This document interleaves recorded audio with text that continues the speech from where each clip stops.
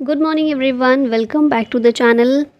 आज हम यहाँ पर 12 सितंबर के करंट अफेयर कवर करेंगे। चलिए स्टार्ट करते हैं। सबसे पहले है एक शॉर्ट न्यूज़ ये है कि प्रेसिडेंट हमारी जो है द्रौपदी मुर्मू ये इंट्रोड्यूस करने वाली हैं 13 सितंबर कल के दिन आयुष्मान भव कैंपेन को। इस कैंपेन का एम है to ensure the optimum delivery for all health schemes to every intended beneficiary. क्योंकि हमारे यहाँ पर सबसे बड़ी एक स्कीम जो हेल्थ सेक्टर की है आयुष्मान भारत स्कीम है ना। तो उसके बाद से हम लोग देखते हैं कि हेल्थ से रिलेटेड ज़्यादातर चीज़ें आयुष्मान के नाम से ही स्टार्ट होती हैं। तो ये कैंपेन जो है ये इंश्योर करने के लिए स्टार्ट किया जा रहा है कि जितनी भी हेल्थ स्कीम हैं उनकी ऑप्टिमम डिलीवरी इंश्योर हो सके, जो भी बेनिफिशरी हैं उन तक पहुँच सके। सेवा पखवाड़ा 17 सितंबर से स्टार्ट होने वाला है, जो 2 अक्टूबर तक चलेगा। इसके दौरान ही इसको इंट्रोड्यूस किया जाएगा, इस कैंपेन को। और इस कैंपेन के 3 मेजर कंपोनेंट्स हैं, आयुष्मान आपके द्वार 3.0, आयुष्मान मेला और आयुष्मान सभा। और ये 3 मेजर कंपोनेंट के आधार पर ही ये कैंपेन चलाया जाएगा। चलिए अब क्वेश्चंस पर आते हैं। How many scientist will be honoured with Shanti Swarup Bhatnagar award 2023। तो ये जो अवार्ड है शांति स्वरूप भटनागर अवार्ड, ये दिया गया है 12 साइंटिस्ट को। तो ऑप्शन बी यहाँ पर है करेक्ट। ये हमारे देश का टॉप एनुअल साइंस प्राइज़ है जिसका नाम है शांति स्वरूप भटनागर अवार्ड। 2 साल के बाद अभी ये दिया जा रहा है और 12 साइंटिस्ट को ये अवार्ड दिया गया है 7 कैटेगरीज में। ये जो अवार्ड है इसका नाम शांति स्वरूप भटनागर के नाम पर रखा गया है, जो कि CSIR के पहले डायरेक्टर थे। 7 साइंटिफिक डिसिप्लिन्स में ये दिया जाता है अवार्ड। जैसे हमने देखा था ना, 7 कैटेगरीज में 12 साइंटिस्ट को दिया गया है। तो ये 7 कैटेगरीज कौन सी हैं? Physics, biology, engineering, mathematics, medicine, chemistry और अर्थ साइंसेज, इनमें दिया गया है। 2 साल के गैप के बाद अभी दिया जा रहा है। नेक्स्ट क्वेश्चन है, who one the men's single title of US open 2023। कल हमने विमेंस सिंगल्स देखा था, वो टाइटल किसने जीता है? कोको जियोफ ने, जो USA की प्लेयर हैं, है ना। मेंस सिंगल्स का टाइटल ये तो आपने बहुत जगह देखा होगा। अभी इसकी बहुत बात हो रही है क्योंकि नोवाक जोकोविच ये टाइटल जीते हैं और ये इनका 24th ग्रैंड स्लैम टाइटल है। 4th US open men's singles title है और 24th ग्रैंड स्लैम टाइटल है नोवाक जोकोविच का। सर्बिया के प्लेयर हैं ये। डेनिल मेदवेदेव को हराकर ये जीते हैं, जो कि रशिया से बिलोंग करते हैं। और अभी 24 टाइटल्स के साथ ना ये वन ऑफ द प्लेयर्स बन गए हैं जिनके पास सबसे ज़्यादा ग्रैंड स्लैम टाइटल्स हैं। ठीक है, इनसे पहले ऑस्ट्रेलिया की एक प्लेयर हैं मार्गरेट कोर्ट, इनके पास 24 ग्रैंड स्लैम टाइटल हुआ करते थे, जो कि सबसे ज़्यादा थे। लेकिन अभी नोवाक जोकोविच के पास भी इन्हीं के बराबर हैं। अब यहाँ पर US ओपन 2023 रिवाइज कर लेते हैं। तो मेन सिंगल्स टाइटल तो हमने अभी देखा, नोवाक जोकोविच ने जीता डेनिल मेदवेदेव को हराकर। वुमेन सिंगल्स टाइटल जीता कोको जियोफ ने, जो USA की हैं। एरिना सेबेलेंका को हराकर ये जीती हैं, ये बेलारूस से बिलोंग करती हैं। मेंस डबल्स टाइटल जीता है US के राजीव राम और ब्रिटेन के जॉय सलिसबरी ने। वुमेन्स डबल्स टाइटल जीता है गैब्रिला डाब्रोस्की और एरिन रूटलिफ ने। उसके बाद देखें कोर्ट, कौन से कोर्ट पर खेला जाता है US ओपन? हार्ड कोर्ट पर। 143rd एडिशन इस बार खेला गया है और न्यूयॉर्क में US में ये खेला जाता है। ऑफकोर्स US ओपन है। तो नेक्स्ट क्वेश्चन है, which country will host the G20 summit 2024। तो भारत में जो G20 समिट होने वाली थी 2023 में, वो कंप्लीट हो गई है, फिनिश हो गई है। सभी चले भी गए अपने अपने घर। अब नेक्स्ट ईयर जो होगी 2024 में, उसको होस्ट करेगा Brazil. Option number A correct है। लेकिन अभी 30 नवंबर तक ये प्रेसिडेंसी भारत के पास ही है।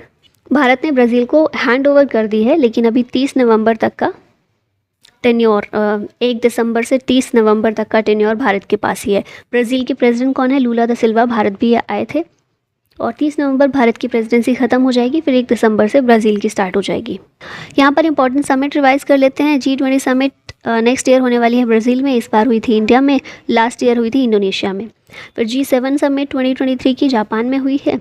इस साल लास्ट ईयर हुई थी जर्मनी में। फिर ब्रिक्स समिट 2024 देखें तो रशिया में होने वाली है।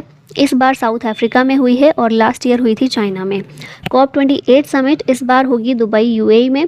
लास्ट ईयर हुई थी शर्म अल शेख इजिप्ट में। और 6th बिम्स्टेक समिट की बात करें तो ये थाईलैंड में हुई। लास्ट ईयर हुई थी कोलंबो श्रीलंका में। At which place will the world's highest combat air field be built. तो न्योमा जगह है लद्दाख में, यहाँ पर ये बनाया जा रहा है। और अभी G20 के बाद आप देखेंगे न्यूज़ में सिर्फ इसी चीज़ की चर्चा हो रही है। और दूसरा एक इंडिया पाकिस्तान के मैच में इंडिया जीत गया। ये दो टॉपिक ऐसे बर्निंग टॉपिक हैं अभी आजकल के, जो चल रहे हैं बहुत ज़्यादा। तो BRO जो हमारा है, ब्रो बॉर्डर रोड ऑर्गेनाइजेशन, ये बना रहा है वर्ल्ड की highest fighter airfield at Nyoma in Ladakh. इसका जो फाउंडेशन स्टोन है हमारे डिफेंस मिनिस्टर राजनाथ सिंह के द्वारा रखा गया है। यहाँ पर बॉर्डर रोड ऑर्गेनाइजेशन की बात कर लेते हैं। इसका फॉर्मेशन हुआ था 7 मई 1960 में। हेडक्वार्टर है सीमा सड़क भवन, न्यू दिल्ली में। डायरेक्टर जनरल है lieutenant general Rajiv Chaudhary. Parent organisation है इसकी मिनिस्ट्री ऑफ डिफेंस। पर्पस क्या है कि जो भी हमारा बॉर्डर वाला एरिया है वहाँ पर इंफ्रास्ट्रक्चर डेवलप करना, साथ ही आर्म फोर्सेस के लिए जो भी इंफ्रास्ट्रक्चर ज़रूरी है वो प्रोवाइड करना। और साथ में इंडिया में तो, लेकिन इंडिया के साथ में फ्रेंडली कंट्रीज़ में भी ऐसा कुछ करना होता है, तो ब्रो को वहाँ पर इम्पॉर्टेंस दी जाती है। वैशाली S हिवासे, ये फर्स्ट वुमेन ऑफिसर हैं for BRO road projects along the border with China. Captain Surbhi Jakhmola की बात करें तो पहली वुमेन ऑफिसर हैं ब्रो की to be posted on a foreign project Dantak था भूटान में, जिसमें इनको पोस्टेड किया गया था।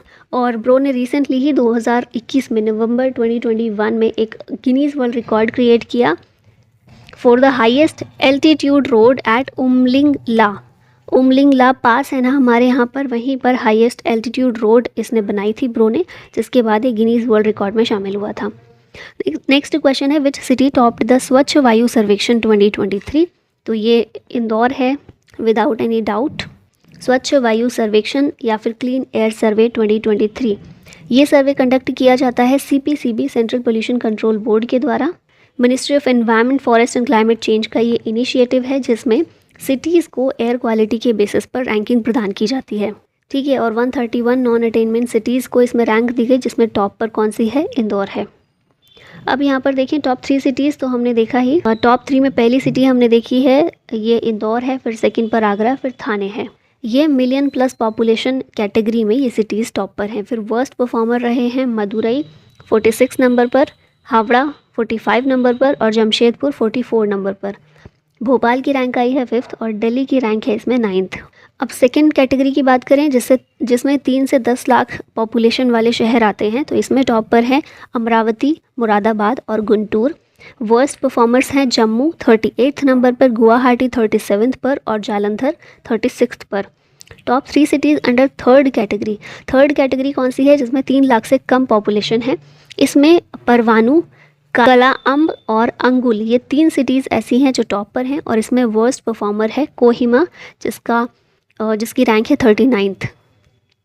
नेक्स्ट है who one the title of safe under 16 championship 2023। Safe under 16 championship जो है ये जीती है इंडिया ने, तो ऑप्शन बी करेक्ट होगा।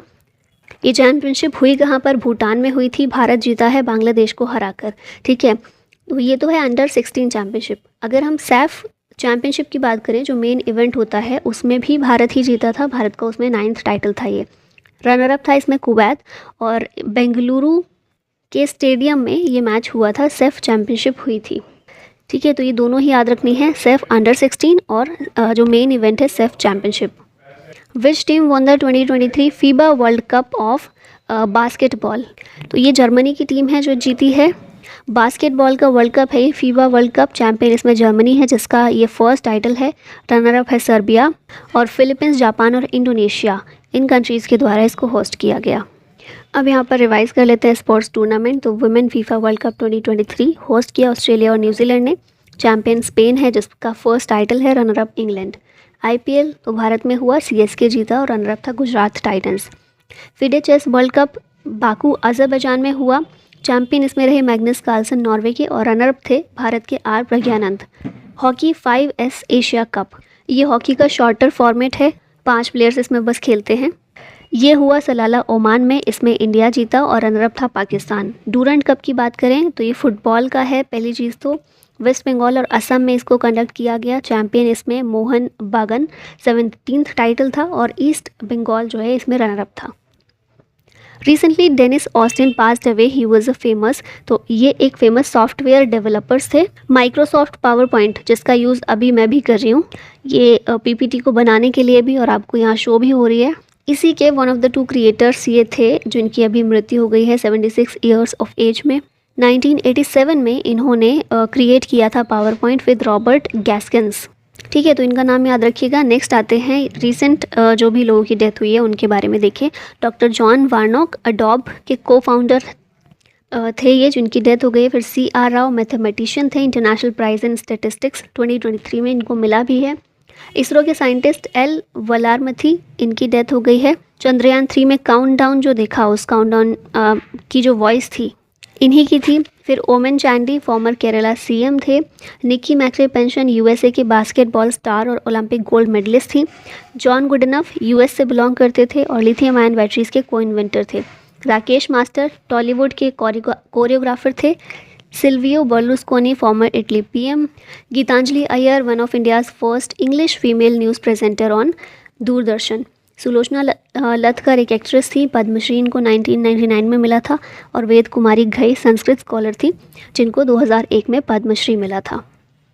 Moin Ali is a cricket player of which country, तो ये इंग्लैंड के एक क्रिकेट प्लेयर हैं और 100 ODI विकेट्स लेने वाले 3rd इंग्लैंड के स्पिनर बन गए हैं। इनसे पहले ग्रामी स्वैन और आदिल राशिद, ये इंग्लैंड के स्पिनर्स हैं जिन्होंने 100 ODI विकेट से ज़्यादा लिए हैं, अभी 3rd ये बन गए हैं, तो याद रखिएगा। Kiran George is related to which sports, तो ये संबंधित है बैडमिंटन से, ऑप्शन C करेक्ट है। और अभी इनकी बात क्यों हो रही है, क्योंकि Indonesia masters super 100 main singles title इन्होंने जीता है जापान के कू ताकाहाशी को हराकर। इसके अलावा 2022 में इन्होंने ओडिशा ओपन भी जीता था और अभी ये वाला टाइटल जीता है।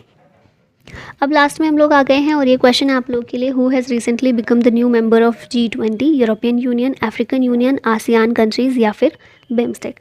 आंसर बताइएगा, और बहुत सिंपल आंसर है, इतना आप लोग देख रहे हैं अपने आसपास इसको।